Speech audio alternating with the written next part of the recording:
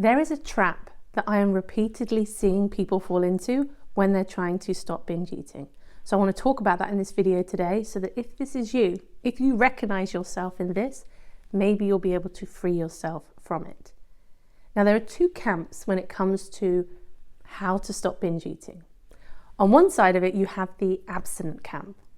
Now, these are the people who are saying you need to cut out certain foods. If you cut out sugar, if you cut out processed foods, if you only eat within a certain window, this is how you get a handle on your eating. And it seems to make sense, right? Because the majority of people, not everybody, but the majority of people will binge on certain types of foods. They'll binge at certain times of the day. So if you could just get those clear rules in and make yourself stay within these lines that you've drawn around yourself, you'll be okay. And the other camp is the food freedom people. These are the people who are saying, no, when you put the rules in, you trigger off the scarcity mindset. Your brain will then drive you to want to eat more. So we're saying that if you stop moralizing food, you give yourself permission to have more food, that the compulsive eating and binging will calm down. Now, if you've been watching my channel for a while, it will be no surprise to you to know that I will veer towards the food freedom camp. That comes from my personal experiences, my biases, and what I tend to see in my practice. That said, I am not anti the abstinent camp. I'm not mad at anybody who's trying to do it that way. I have had people message me and say, look, I've done it this way, I've cut this out, I've put these boundaries in around my food, and this is the thing that's given me freedom. Great. The thing is as well with the abstinence side of things is it promises self-mastery, right? If you can stick to these rules, you have got discipline and you have got control of yourself. And that is very appealing, especially if you're somebody who knows what it's like to feel so out of control. It's just really distressing and it destroys your sense of self. It also dangles the idea of weight loss in front of you. Because if you're staying within the rules and eating in a certain way, maybe your body will release weight. So no wonder the majority of people spend a long time trying to stop binging by putting in these rules around them. Now, if you're thinking that I'm about to say that the trap is that if you are chasing abstinence, that's the trap, slow your roll, that's not the trap. I spent years trying to chase this abstinence approach. I thought I was someone who was just so out of control around certain foods that I couldn't be trusted. There was no way I would be able to self-regulate around these foods. I spent 7 months in Overeaters Anonymous, who look at this problem as an addiction, and their whole program is around abstinence. I tried desperately to achieve this elusive abstinence, and it just compounded my shame that I wasn't able to do it. I couldn't understand why I couldn't get myself to just stick to these lines that I've drawn, that I'd drawn for what I felt like was my own benefit. I could find sanity if I could just stay within these lines, but I couldn't do it. And I also saw in Overeaters Anonymous, probably 90% of the people in the meetings that I went to couldn't do it either.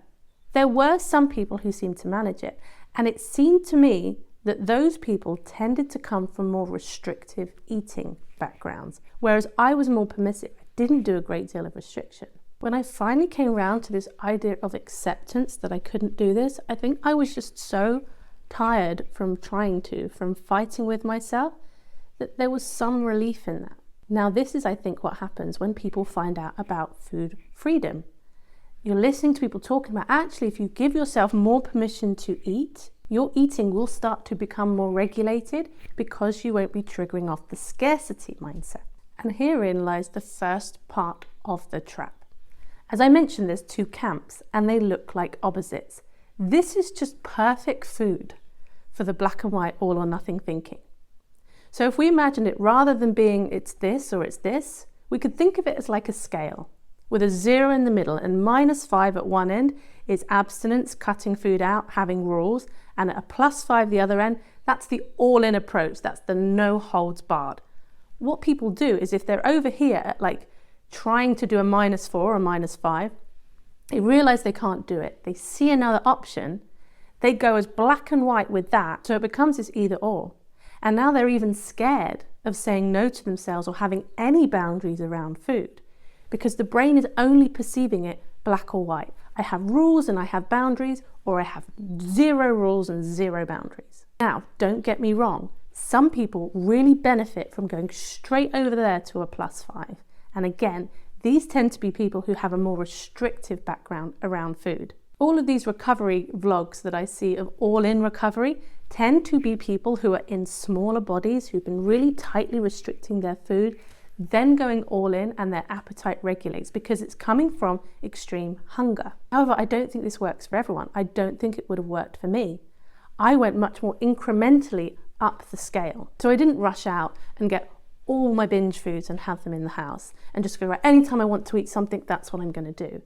Oh, I started having set meal times. So there's a certain element of boundaries around that, of going, okay, I'm going to have these meal times.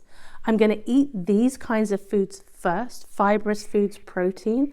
And then if I still want some of my other treat foods, I'm going to have them too. But sometimes people get stuck in it's all in, I'm just only going to eat the foods I feel like in the moment. There's no forward planning, because previously when you've tried to forward plan, it's always looked diety. You've panicked because forward planning means that you feel like you should be eating certain foods in a certain way. So what I want to offer in the first part of the trap is that this doesn't have to be an all or nothing thing. People say permission doesn't work for me. How are you doing permission? And this brings me on to the second bit, is I see a lot of people going into the permission thing where they are behaviorally giving themselves permission, but not emotionally or psychologically. Okay, what do I mean by that? It means people are in pain, they're desperate, they're lost, they're panicked about this problem. And if this is you, you're out there, you're looking for someone who's got the answer. Who can I listen to? Who can I trust when they tell me that this is the way to stop this behavior? And so maybe you come across accounts and people talking about this idea, look, trust me, give yourself permission to eat and everything will be fine. And so like in your mind, you're like, okay, I'll do that. I'll do what they say. It's behavioral compliance.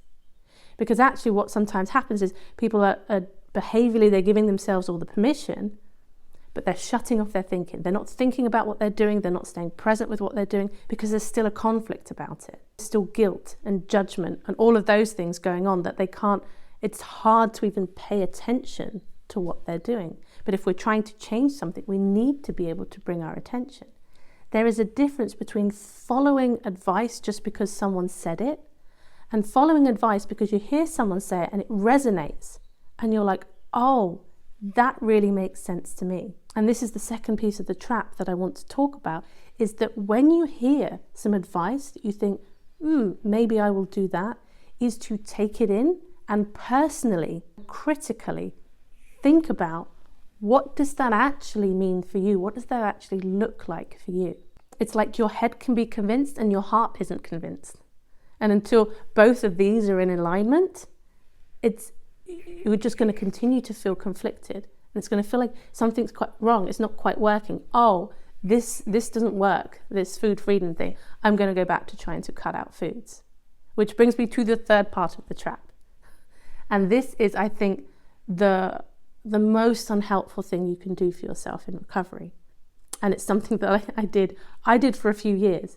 So I say it's not helpful, but it might even be part of the process. I'll let you decide. And it's this. It's bouncing back and forth between the two.